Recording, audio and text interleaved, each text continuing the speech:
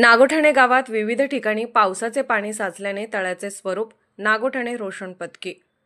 नागोठाणे गावात पावसाचे पाणी साचून काही ठिकाणी तळ्यासारखे स्वरूप आले आहे, तर काही ठिकाणी रस्त्यावर नद्या वाहत आहेत।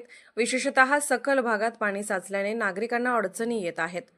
रोहा तालुक्यातील नागोठाणे गावात सकाळपासूनच पावसाने जोरदार हजेरी लावली आहे।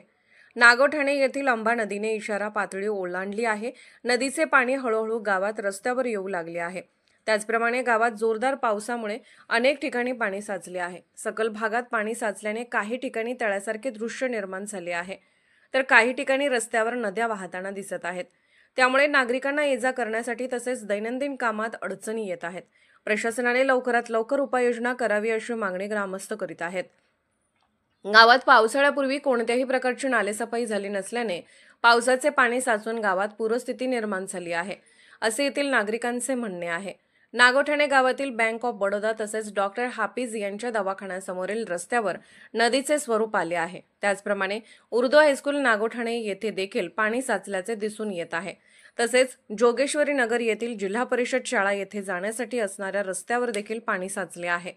तेथे अक्षरशः तलावाचे स्वरूप प्राप्त झाले आहे। त्याचप्रमाणे बाळासाहेब ठाकरे नगर येथे गुप्ता हॉस्पिटल शेजारी रस्त्यावर देखील तळ्याचे स्वरूप प्राप्त झाले आहे। पुढे हा जाणारा रस्ता कचेरी शाळेसमोरून राष्ट्रीय महामार्गावर निघतो, तेथे नदीचे स्वरूप आले आहे। त्यामुळे नागरिकांना प्रवास करताना व चालत जाताना अडचणींना सामोरे जावे लागत आहे।